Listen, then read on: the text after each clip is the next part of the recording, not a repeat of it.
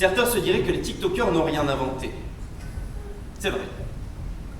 Ils ont en réalité tout réinventé.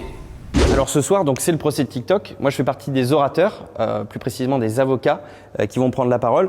Moi, mon point, ça va être vraiment de défendre TikTok par un point très précis qui est celui de la créativité.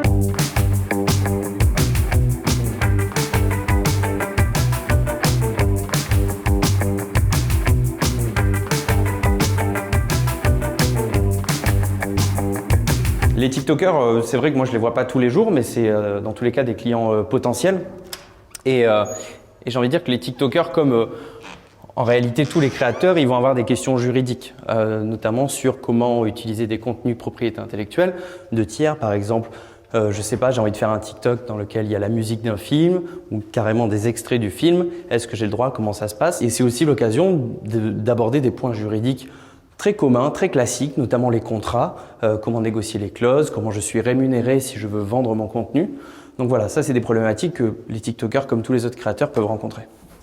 TikTok est le parfait exemple de cette parole maîtrisée, calibrée. On parle fort, on parle vite, mais on parle vrai. Bon, le procès fictif de TikTok est terminé. Là, c'est la fin de la récré. Je vais rejoindre le cabinet d'avocats où je travaille. Car moi, je suis dans la vraie vie avocat spécialisé en propriété intellectuelle. Le droit de propriété intellectuelle, comme son nom l'indique, c'est un droit de propriété. C'est-à-dire qu'à partir du moment où on a une personne qui détient des droits d'auteur, le principe, c'est qu'on ne peut pas utiliser ces droits sans son autorisation. Et il est intellectuel dans la mesure où il n'est pas matériel. Donc ça va concerner par exemple la création, mais aussi les inventions, aussi les marques et les dessins et modèles.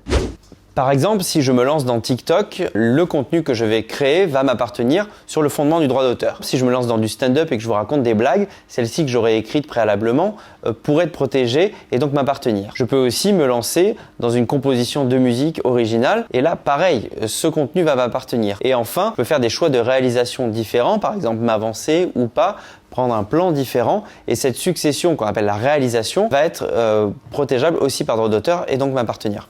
Les profils qui font appel à moi, ils sont en réalité très variés. Ça va de l'auteur qui a écrit un bouquin et qui voudrait se faire éditer et donc assister dans cette négociation.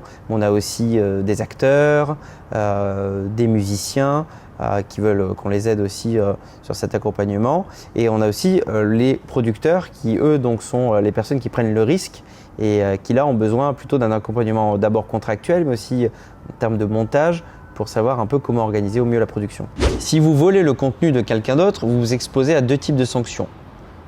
L'une qui peut être civile, c'est-à-dire que cette personne va vous assigner devant un tribunal et vous pouvez lui devoir des dommages à intérêts, ou alors une action pénale qui, celle-ci, pourrait aussi vous amener à verser des dommages à intérêts, mais aussi vous expose à des peines d'emprisonnement.